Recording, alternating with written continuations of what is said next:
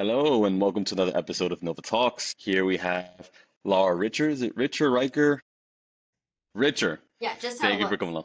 Yeah. Perfect, perfect. So welcome, welcome. Very happy to have you here. Please introduce yourself. Thank you for having me. My name is Laura Richer. I am the owner of a behavioral health agency in Seattle, Washington, Acrelight Therapy. We do individual, couples, and family therapy. Awesome.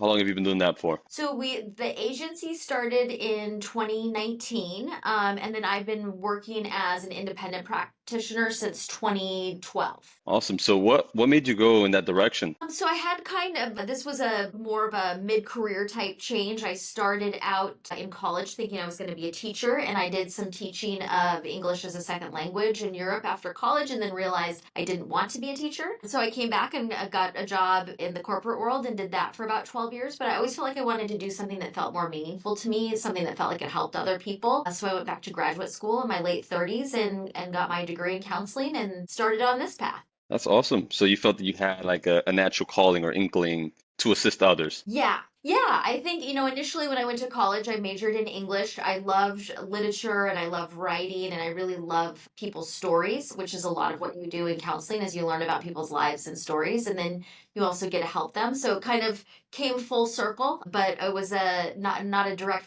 path to get here. There's so many different ways where you can assist and help others. What made you choose therapy? It could have been counseling, you could have become a teacher like you were doing before. Yeah. Why therapy? Really love working with couples. I really love people helping people with their relationships, whether that's the relationship they have with themselves or their relationships with their partners or their families. I think having healthy relationships is so crucial to having positive mental health. And so that's just a topic that I was very interested in, and that drew me to couples therapy, and here we are. Awesome. So then that's very interesting. So you started out with couples therapy. Have you ever branched it off and done maybe family counseling or anything like that? Yeah, I do all of that. So I actually started doing coaching before I became a licensed therapist.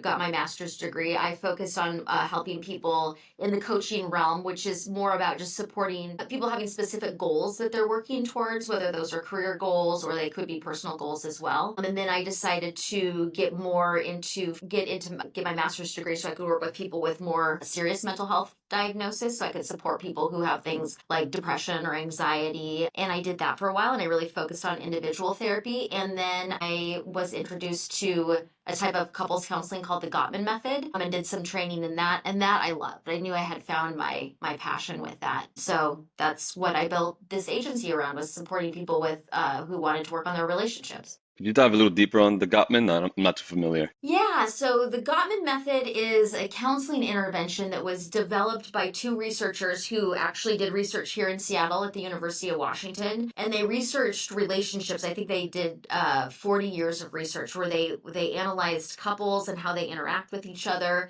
They have a place called the Love Lab where they hooked them up to like heart monitors and really scientifically collected all of this data about how we're impacted by our relationships and our partners, and what types of interactions lead to long lasting relationships, what types of interactions can predict that a relationship will not work out, how to have healthier interactions, how to have more effective communication. So they did all of this research and then they had all of this data and they created a counseling method with it. And so that was the first type of couples therapy that I was trained in. And I loved it. It's evidence based, it's very structured, and it has a lot of data that backs up how to change your relationships. So is that like your current basis for how you tackle those meetings currently?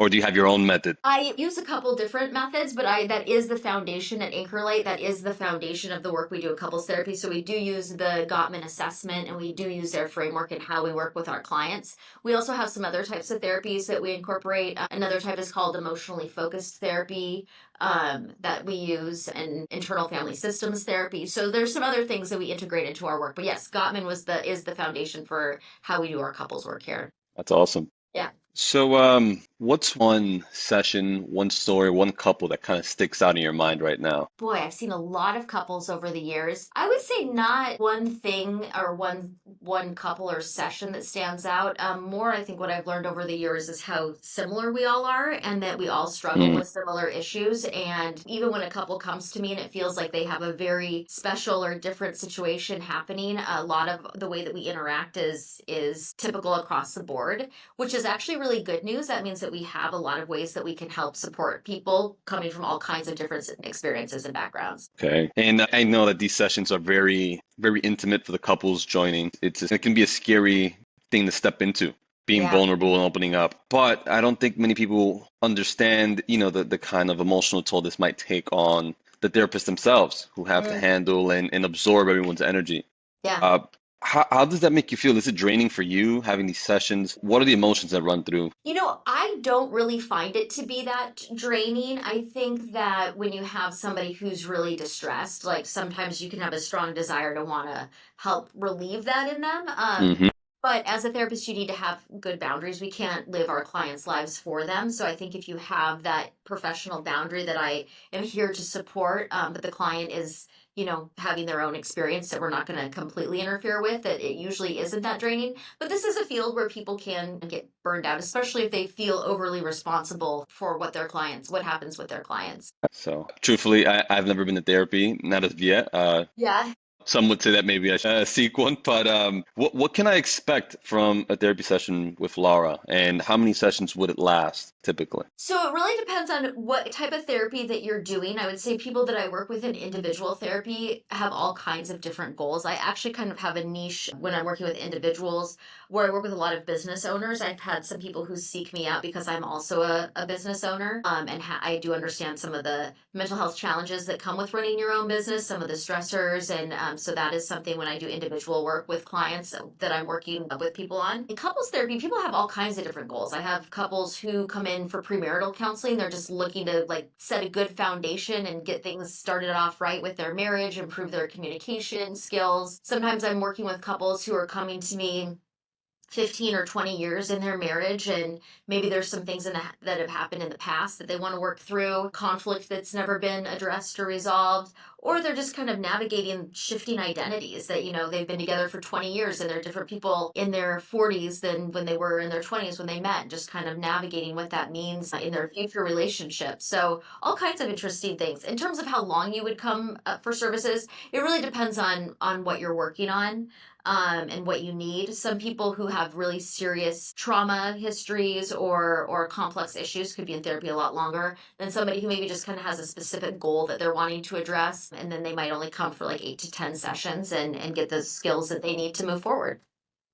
So, how easily do you think you can pick up on patterns? I'm sure after all of the conversations that you've had, all the different types of therapy, it's like you can kind of go in and pinpoint immediately, okay, this might be the root cause. Do you think you have a good inclination of what that is usually? Yeah, because we all are so similar that I Hmm. think that, and there's so many different relationship dynamics and patterns that are common in all relationships that it is pretty easy to, once I've done an assessment with somebody in a couple sessions, that I can start to pick up on maybe what's happening in their relationship. And of course, people, surprise you as well. They might present one way, and as you get to know them, know their history more, know what their protective mechanisms are and their coping mechanisms, you might start to understand something different about their behavior. But yeah, there's a lot of, human behavior is predictable in a lot of ways. Yes, so there's like a level of pattern recognition that goes Yes. along with this here. And that comes from repetition, that comes from the conversations. Yeah, especially in relationship therapy, like there are relational dynamics that are very common and very predictable. So you can pick up on those Okay. pretty quick. So I do have a question now because the only experience with therapy that I think I have or that I've heard is that people are now using ChatGPT as their personal therapist to Yeah, kind of I've just heard that go a over lot of that things. too. Yeah. So what do you think? Is that healthy? Is that something you recommend? I think there are certain issues that it's probably not a great idea to do that, because in order to really effectively access the tools that ChatGPT could give you and the feedback that it could give you, you kind of have to have a little bit of self-awareness and a little bit of understanding around the therapeutic process. So I think if somebody had a really serious mental health issue and they were going to ChatGPT and didn't know the right questions to ask, they might not get the right feedback. But that is part that, and AI is very intelligent, and I'm sure that it's going to get to a place where maybe it can fully function as a therapist. But that's kind of my impression right now. However, you can get so much great information. So if you just are really looking for some like psychoeducation around certain issues, some explanations around relationship dynamics, there's a wealth of information you can access. So I would say right now, if you actually need to be treated for an issue, that could be a little dicey. You might not know the right questions to ask to get the right feedback. But if you want to learn and get information and even just, get some validation, like ChatGPT can give people some really kind words and validation and Yeah. support. So I definitely see the value of it. I just think there's some cautions people might want to take. So for right now, you would recommend more for research, less for emotional support.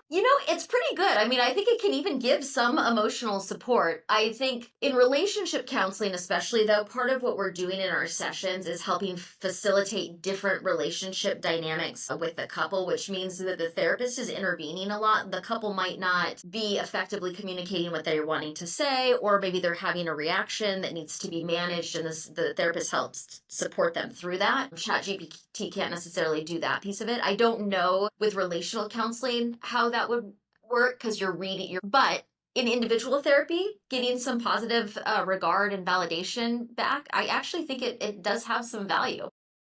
Okay. I mean, I know that I've seen people doing some cross testing where they would create two prompts. They were essentially saying the same things, but they would feed into ChatGPT and they would get two distinct answers. So it kind of does fall into, I think, prompt engineering, knowing how to speak to ChatGPT in order to get the right information. And most people at this day and age don't quite know how to do that. There's a lack of education, not because necessarily people are ignorant, but more because it's so new. No one has actual expertise in this area, or at least the majority of people. So it's very hard to fully access the power of ChatGPT and other tools alike in order to get what you really want out of it. So there's an apparent risk that's also associated with using that tool as your support system rather Yes. than going to a current human. I really think that if you have access to a human, that is a better choice. There's also something in therapy, like the rapport that you have with the therapist and the interaction you have, the human connection that you have with them is part of the healing process. Like a lot of Mm, times we're creating if somebody has had a negative emotional experience, part of the work they're doing with their therapist is having a different type of interaction with a person to help them correct that experience. So not hmm. having the human element to that takes a lot away from it. That's awesome. I'm going to shift gears a little bit Yeah. here. I Yeah. kind of want to know a bit about your current business. I want to know what your capacity is like. How many clients do you work with on, let's say, like a monthly basis? So I usually see about 30 clients a week. And then as we have 10, yeah, yeah, but I do love doing this. So I that to me is a comfortable place to work from. I would say most therapists see anywhere between 20 and 30 clients a week. That's kind of average. And then we have 10 other therapists that work in our agency who are also seeing usually between like 20 and 25 clients a week. Okay, so then, I mean, I know that you have a team. I'm sure there's a lot of things going on in the background. You have your systems, but how do you manage having so many clients? How do you keep track of the conversations? Do you have a method that you can share with us?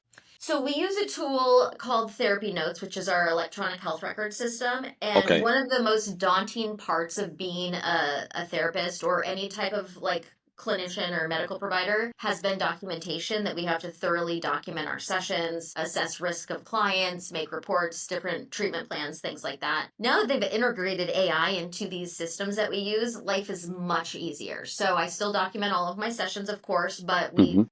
Therapy Notes has an integrated tool, AI tool that helps us write these notes and it's much more efficient. And this is all just changed in about, Awesome. yeah, I don't remember when we rolled this out, when they finally launched it. It was within the last couple months, the last 6 months maybe. That has actually like increased my capacity to see clients too, because I don't Hmm. have to spend so much time documenting sessions. And then I'm sure at that point you can just skim through the notes and you know exactly where you guys left off, and then from Yeah, there jump right yeah, into it. So yeah. less brain power having to remember and go Yes. back. Okay, that's awesome. That's pretty interesting. I was thinking how, I mean, there's so many different applications for AI in business and stuff like that. The fact that it has the ability to screen these calls, pull them out, you can have it do custom actions. It really does open up the floodgates to the capacities of what humans can do in Yeah. the same amount of time. Yeah, absolutely. Even just orchestrating information. So if I'm thinking about a case, maybe I'm stumped about how I want to help somebody with something, I can use AI and say like, "Hey, this is the issue that's presenting. Give me some feedback on what interventions might be the best things to use in this situation." And I can get a lot of different ideas, which is very helpful. I mean, this increased access to information just like you said, makes us so much more powerful in what we can do with the clients that we're working with. So, is there any ever a point in time where the therapist might need a therapist? Like, do you ever have any down moments? Yes, every therapist should be in therapy. I go to therapy. Yeah. Okay. You're dealing with a lot of people's emotional stuff, and I think it's important to be able to notice sometimes it might be impacting you and you're not even really aware of it. And so to be able to kind of talk that through in therapy and get the support of another person, I think is critical. But that conversation must be completely different. Let's say, for example, if you're giving therapy to another therapist, I'm assuming since they kind of know how this works, how do you go about having that conversation? Are they receptive? So I actually have specifically sought out a therapist who is trained in different types of therapy than me, so that I'm not thinking about how they're doing therapy as much because I don't know what their specific skill set is. So Hmm. that has been my way of wanting to work with a therapist. But I think also just maybe some of the problems are different, but you still are getting what therapy offers you, which is a way to like getting some reflection to understand what's coming up for you, some validation, maybe some help with coping skills or problem solving. And, therapists, even if we know those skills, we're still people. We can't always see our own things. Everyone has blind spots in their own lives. So it's good to have somebody else who can offer you that feedback. That's awesome. Do you have any like traditions or rituals within your company? Do you have a chant or something to motivate I don't know, maybe like an open bar lunch or something, salad bar?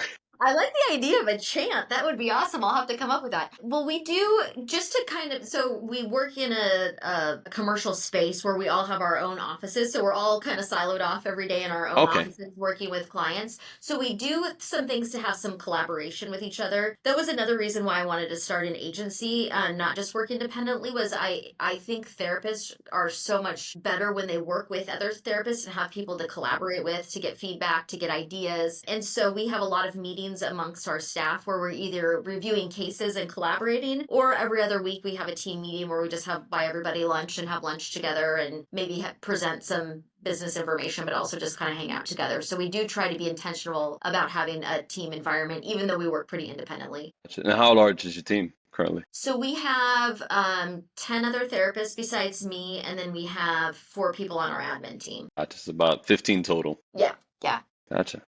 And I'm gonna get a little messy here. Any butting of heads? How do you guys resolve that in a therapy environment? Yeah. So, it's interesting because when you have a lot of personalities come together, I think that you will have butting of heads. And we initially in our business, which started during the height of the pandemic, demand was very high for mental health services and we grew really quickly. We actually used to have a team that's about double the size of what we are right now. And in that rapid growth, we did encounter some challenges, maybe teams that were not cohesive or they weren't the right fit for what we were doing here. And so having a smaller group actually right now has felt really good.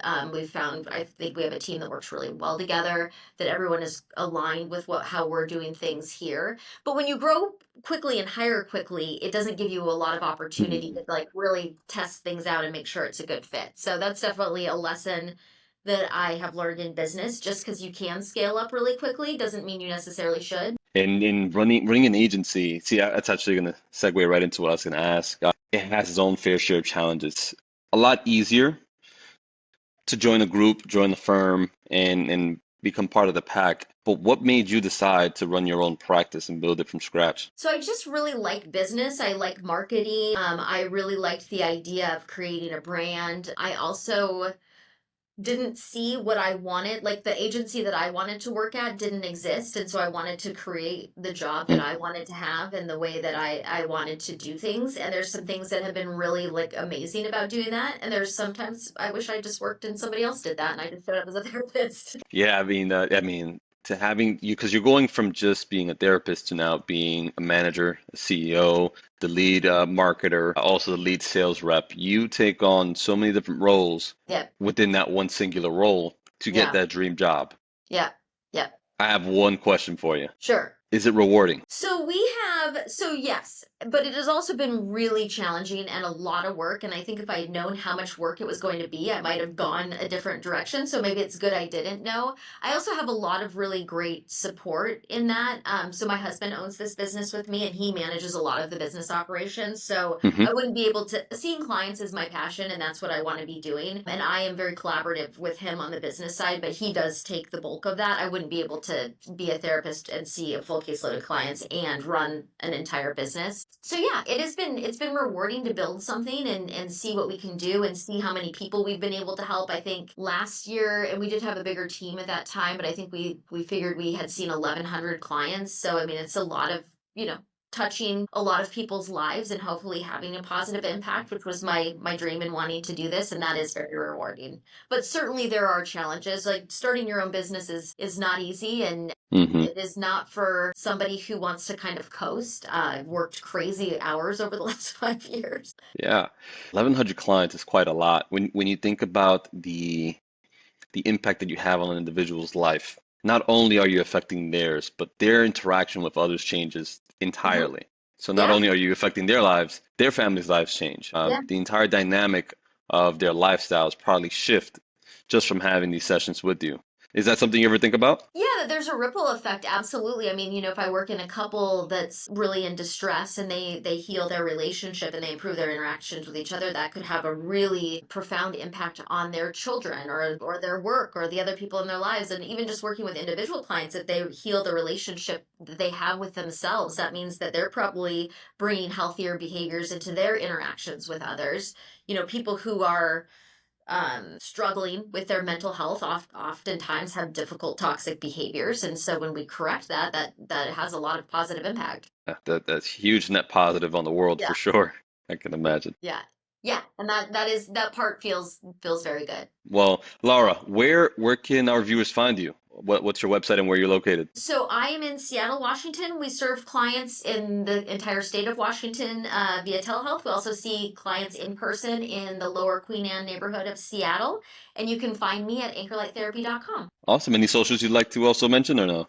Boy, somebody else manages our social media. We are on we are on Facebook and Instagram and LinkedIn and maybe TikTok, but I'm not sure. Gotcha. Under Anchorlight Therapy. Yes, yes. Awesome. Well, thank you so much for your time this morning. This is a phenomenal call, probably one of my favorites. And hopefully, maybe sometime later down the line, we can have a second call. Absolutely. It was great speaking with you today. Thanks for having me. All right. Thank you so much. Take care. Bye.